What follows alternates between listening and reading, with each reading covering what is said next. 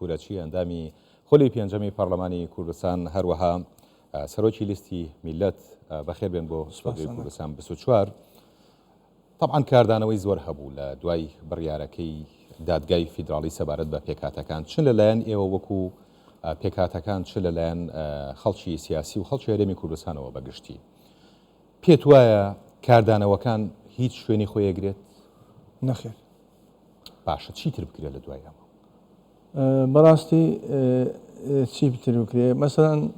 تورکمانەکان یان کورد و ئاشورەکان لۆ کورسی کۆتایان درایتێ دیارە لە هەرێمی کوردستان تورکمانەکان و کورد و ئاشور لە دەنگهینان جەماهیرێکی زۆریان نییە و هێزێکی زۆریان نییە و ئیمکانیەتی مادی و معنەوی سیاسیان بەهێز نییە هەموو شتەکیان پێ بکرێت چونکە دەنگهینان ئێستا بەڕاستی دەبی ئەو لایەنانە هەبی لەبەرێ ئەوە نییە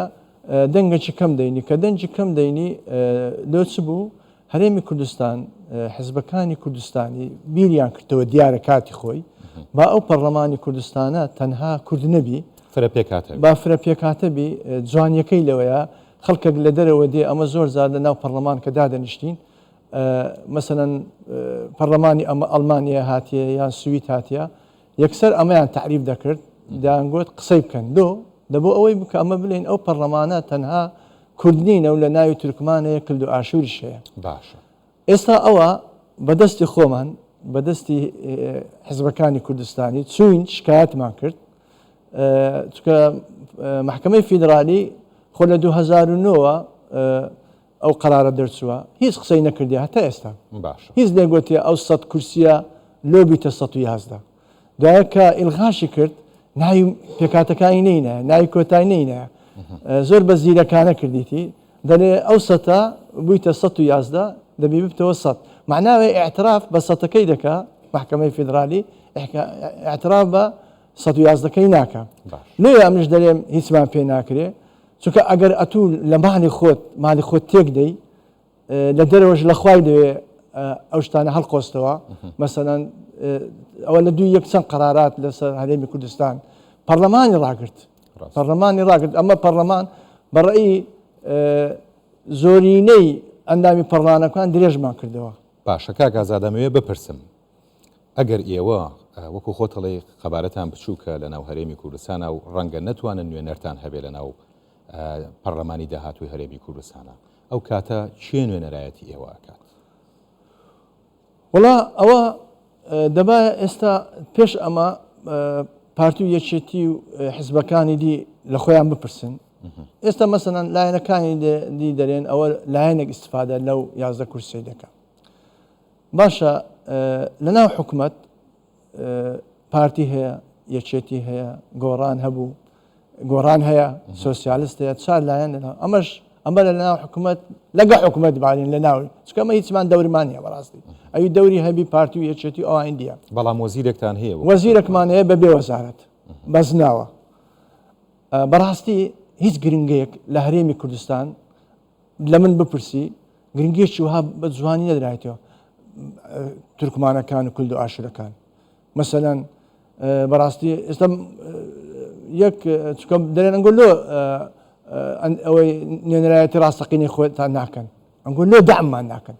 لۆ دەعمی مادیمان ناکەن دەعمی معنەویمان ناکەن دەعمی ئەم تەنها پارتی نییە ئەوانیش بە زۆرێ لە جۆرەکان لەلایەن هەندێک لەو پارتانەی کە سکاڵاکەش تۆمارکراوە تۆمەتبارەکرێن بەوەی کە ئێوە زۆر لە پارتی نزیکن ئەمە بۆ باشە ئەمن بە شتێک پێ بڵێم لە بیرکاری بە خستنەبەری هەیە چوار کەس لەناو چوار لایەن لەناو ئەوەیە لەناو حکوومەتە ئەمن لەگەل لایەنێکی بووم یعنی لەگەل لایەنەکانی دینیە نیمە یعنی لەمە هەموو لایەن چکەن بە چار لایەن حکوومەتتان پێکینایە ئەو قسەیە ئەم ڕەدی دەکەمەوە دوایێ مەسەلەن مەوزوعی دەڵێن کە ئەنگۆ ڕاستەقینە نینە ئەدی چینە دوای با تورکمان بڵێ ئەمە ڕاستەقینە ئەنگۆ لۆ دەرێت ئەنگۆ ئەوەندە لە تورکمان زیاتر ئەمەتان خۆش دەوێت ئەگەر ئەمەتان خۆش دەوێت دەوەرە داعمی سیاسی داعمی مادی تان بکردمانە داعمی معنەوی تان بکردمانە لە جیاتی ئەو تەسەڕفاتی کە چوونە بەغدایە شکایەتتان کرد ئەوەتان بە ئاگاهینە محکەمەی فیدرالیتان بە ئاگاهینە کە محکەمەی فیدرالی هیچ بڕیارێکی وەرنەدەگرت ئەنگۆ شکایەتتان نەکرد باە لێ ئەمە دەڵێن ئەنگۆ وەچ بلێ بەڕاستی ئەوە زەربەک بوو لە هەرێمی کوردستانتاندا و زەربەشتان لە پێکاتەکاندا کە ویستان ئەو جوانیە نەهێلی لە ناو پەرلەمانی کوردستان ئەوە شتێکی بەڕاستی گران ئادەوەستی لەسەر ئەو لایەنەی کە ئەو شکایەتی کردیا و گران ئادەشتی لە بۆ مستەقبەلیش لۆ تاریخ چکە ئەوە دەستە ناو تاریخ دێ لە ساڵی ئەوەن لە 2009 پەرلەمان قەراریدا لە بەخۆیان چیان شکایەتیان کرد هەتا ئەو 11 کورسیان نەمینێ. باشە ئەم بڕیارەی دادگای فیدراڵی چ کاریگەریەکی لە بابەتی پێکەوەژیان لە هەرێمی کوردستان کردووە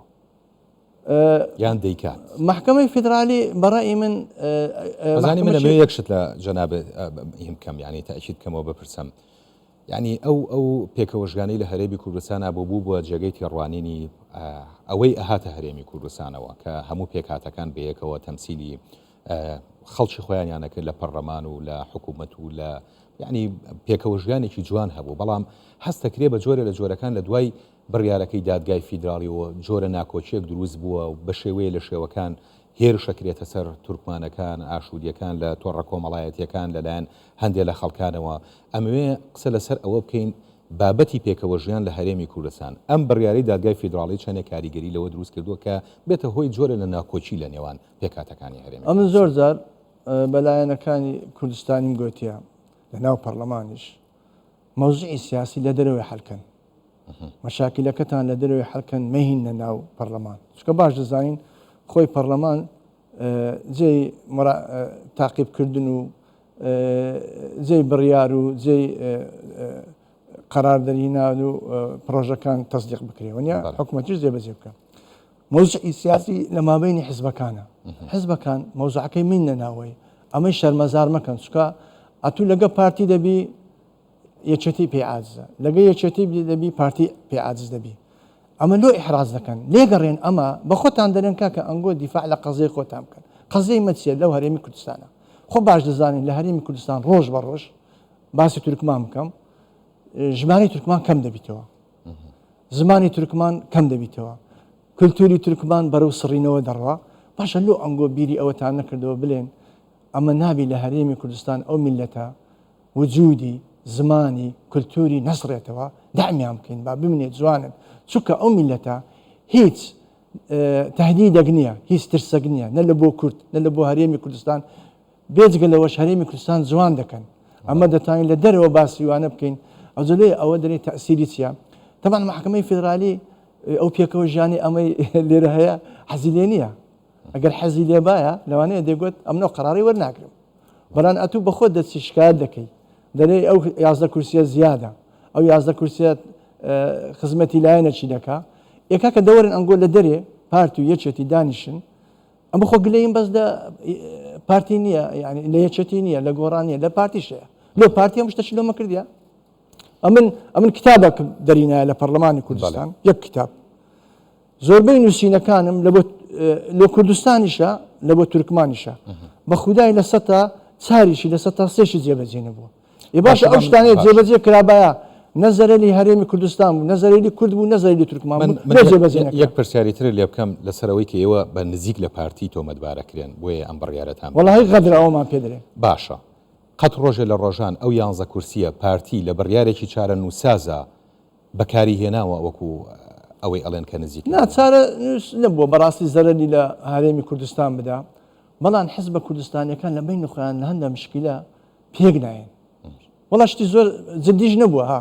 لە هەندە شتی دی ینی باسکەی بەڕگن باسیشکەم هەر باسی نەکەم باشترا جدی نەبووە مەسیری نەبووە استراتیجی نەبووە ئێکا ئەمە با بڵێن تورکمانەکان و کولد و ئاشور لە چ مەوزوعێکی استراتیجی زەرەر لە هەرێمی کوردستان بدرێت ئەمە هەستانیان لە زدی هەرێمی کوردستان بڕیارێکمان وەرگرتیا حرەکەکمان کردیا دژی هەرێمی کوردستان ڕاوەستاینە دژی کورد ڕاوەستاینە یەک شتم پێ بڵێ ئەمە لە زدی کورد ڕاستە یان لە بەرژەوەندی پارتی ئاخر پێمان بڵێن کاکە بە پارتی یەکێتی لە هەندە مشکلە لە هەموو شتێک پێکڕانە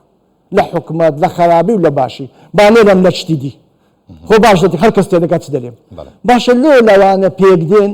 لۆ لە سەمما ئەمەی دێنە ناو مۆزوعی لۆ بە خۆتان ناچن لە دەرێ کاکە وەرن دانیشن چێ لەگەمە دانیشت بلێ ئەری ئەنگۆ ڕێئیتان چییە ئەمە بە جدی دەمانوێت لە هەرێمی کوردستان دەعمی پێکاتەکان بکەین ستان لۆ بکەین وەرن بلێن ئەمەش تا جێبەجێ بکەین چیان لۆمان کردێ بە هەموو حزبەکان لە دەرێژ دەنە کورد 500,000 پێمان دەن ئەمگە زیادەنە بڕۆنە هەر لێرە ممینە بڕۆنە تورکیا کەکە من باب و باپیر 1000 سال لێرە لە 1000 سال لێرە حکومان کردیان تورکمان لە 1050 هەتا 1980 چونکە عوسمانی دەیان گوت لە عوسمانیمانەوە عوسمانیش تورکمانە خلافەویش تورکمانە هەموو تورکمان بووە باشە ئەمە کەنجێ دەڵێن تەتریک سیاسەتی تەکتیک والله ئەمە تورکمان قەت سیاسەتی تەتریک قەت سیاسەتی خەڵکی نەکردە تورک بەلعکس خەڵکی زدی عوسمانی ئێستا باسی عوسمانی دەکەم قەستی دەڵێم ئەو قسانە دەکەم باوەڕ کە عوسمانی دژی تورکمان حرەکەی کردیە تمام بەڕێز ئازاد کوورەچی سەرۆکی لیستی میلەت و ئەندامی خولی پێنجەمی پەرلەمانی کوردستان سوپاس بۆ سپاستان